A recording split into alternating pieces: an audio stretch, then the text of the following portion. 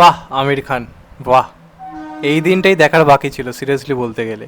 ছোটোবেলায় আমি সবথেকে বেশি বুদ্ধিমান বা চালাক মনে করতাম আমির খানকে, কারণ ওর বিজনেস স্ট্র্যাটেজি, ওর সিনেমা করার ধরন, স্ক্রিপ্টিং চয়েস বাকিদের থেকে অনেকটা এগিয়ে থাকতো। মাঝে মাঝে আসতো, কাঁপিয়ে রেখে দিত। এবার সেই যে অপেক্ষাটা সত্যি ভালো লাগতো, মানে আমির খানের সিনেমা আসার জন্য যে অপেক্ষা, 1 বছর 2 বছরের একটা ভালো লাগা কাজ করতো। এখন আমির খানের সিনেমার জন্য কেউ ওয়েটই করছে না। একটা সিনেমা আমির খানের আসছে, আমরা সবাই জানি, সিতারে জমিন পার, এবং সিনেমার মধ্যে তারে জমিন পারের রেফারেন্স রয়েছে, একটা নস্টালজিয়া ভ্যালু কাজ করার কথা।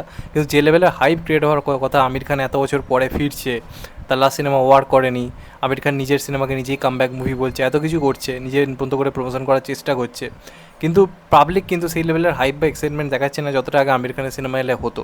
যখন পিকে এসছে, যখন থ্রি ইডিয়টস এসছে, বা যখন ওই সিনেমাগুলো পরপর আসতো, এটা অন্যরকম চারপাশে একটা অ্যাটমসফিয়ার ক্রিয়েট হতো, মানে আমির খান এতদিন পর ফিরছে এরকম একটা ব্যাপার। তো সত্যি কথা বলতে গেলে নিজের ভুল থেকে আগে শিক্ষা নেওয়া দরকার। মানে আমির খানেরও এরকম বোধবুদ্ধি চলে যাবে আমি সিরিয়াসলি কোনো কল্পনা করতে পারিনি। অন্ততপক্ষে এই মানুষটার ব্রেন বলে কিছু একটা ছিল। এখন দেখতে পাচ্ছি না, আমির খানও নিজের মানে ব্রেন ফ্রেন সব বিক্রি করে দিয়েছে। একমাত্র শাহরুখ খান, 3 খানের মধ্যে একমাত্র শাহরুখ খান সঠিকভাবে কাজ করছে, যে কিন্তু তথাকথিতভাবে আজ থেকে 6-7 বছর আগে এই বাকি 2 খানের থেকে কিন্তু অনেকটা পিছিয়ে ছিল। আজকে সে কিন্তু নিজের বোধবুদ্ধির জেরে যত বয়স বাড়ছে নিজের ব্রেনটাকে আরও শার্প করছে, এবং নিজের কাজের পদ্ধতি পাল্টে নিজেকে আজকের দিনের মতো করে প্রেজেন্ট করছে। আর বাকি দুজন সময়ের থেকে এগিয়ে থাকা সত্ত্বেও সেই সময় আজকে কিন্তু পিছিয়ে পড়ছে, শুধুমাত্র নিজেদের কাজের প্রতি এফোর্ট না দেওয়ার জন্য। আজকে শাহরুখ খান একটা জওয়ান করার জন্য, একটা রাঙ্কি করার জন্য কতদিন ধরে স্ক্রিপ্টিং স্টেজে কাজ করেছে তোমরা শুধু জানো? কত দিন ধরে, যখন থেকে সে গ্যাপ নিয়েছে তবে থেকে সে স্ক্রিপ্টিং নিয়ে কাজ করেছে। আর যেটা কিং করতে গিয়ে সে কতবার থমকে যাচ্ছে দেখো, যেন কোনো সিনেমার সঙ্গে কোনো রকম মিল মিস না থাকে, যেন একটা অন্যরকম সিনেমা লোকে দেখতে পারে, তার জন্য সে এত খাটছে, যেটা রণবীর কাপুরও করছে।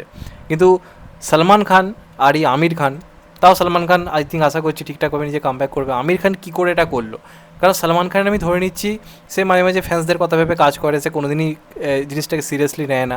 আমির খান তো মিস্টার পারফেকশনিস্ট, সেই ব্যাপারটাকে সিরিয়াসলি চিরকাল নিয়ে এসছে। সে এখন এতটা ক্যাজুয়ালভাবে কাজ করছে। এই কথা আমি কেন বলছি, লাস্ট আমির খানের রিলিজ হওয়ার সিনেমা লাল সিং চাড্ডা ডিজাস্টার হয়, বড় রকমের ডিজাস্টার হয়। কী জন্য? ফরেস্ট গাম্পের রিমেক হওয়ার জন্য। এবং ফরেস্ট গাম্পের সঙ্গে একেবারে হুবহু মিল রাখা একটা পুরোপুরি রিমেক, কিছুই আলাদা নেই, পুরো স্টোরি সেম, শুধুমাত্র ইন্ডিয়ান স্টাইলে সিনেমাটাকে বানানো এবং আমির খানের সেই একই রকম পিকা মার্কা অভিনয়, যেটা লোকে তুমুল ক্রিটিসিজম করে। তারপর আমির খান এতদিন গ্যাপ নিল, বললো এমন কিছু আনবো যেটা সবাইকে চমকে রেখে দেবে। সেই সিনেমা পুরো হতে চলেছে একটা রিমেক মুভি। আজ থেকে 2-3 বছর আগে আমি একটা ভিডিও করি, তখন আমার চ্যানেলে এতটা রিচ ছিল না।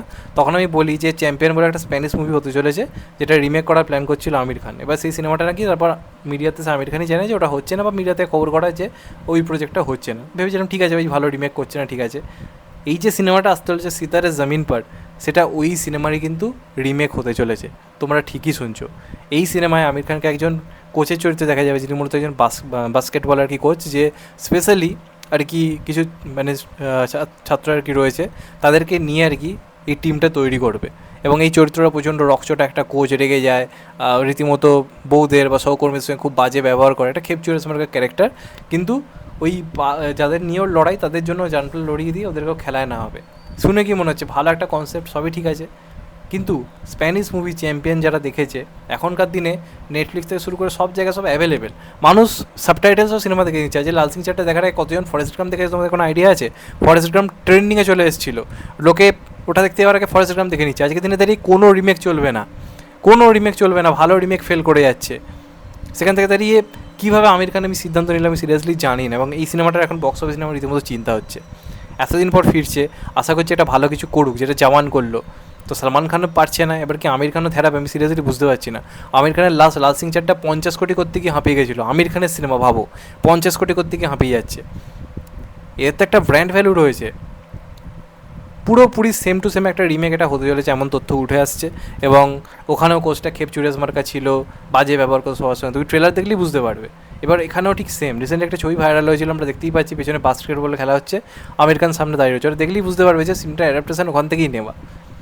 আমার কথা হচ্ছে কেন আমির খান লাপাতা লেডিসের মধ্যে একটা এত ভালো সিনেমা প্রডিউস করলো, যেটা স্টোরি ওয়াইজ, যদিও সেটার ক্ষেত্রে পরবর্তীকালে অনেক রকম এলিগেশন উঠে এসছে, নানা রকম কেস চলছে সিনেমাটাকে নিয়ে। তো যাই হোক, সিনেমাটা আলটিমেটলি ভালো সিনেমা ছিল। তো সেখান থেকে দাঁড়িয়ে যাই না আমির খান শেষ পর্যন্ত সেই বাকিদের মতো নস্টালজিয়া ভ্যালু, একটা পুরনো রেফারেন্স ঢুকে দাও, এরকম ধরনের জিনিসকে। আর এখনকার দিনে সবাই যদি ভেবে নেয় যে সিকুয়েল বানালি সিনেমা হিট হয়ে যাবে, আগের সিনেমার সঙ্গে রেফারেন্স রাখলে হিট হয়ে যাবে, এটা ভুল কথা।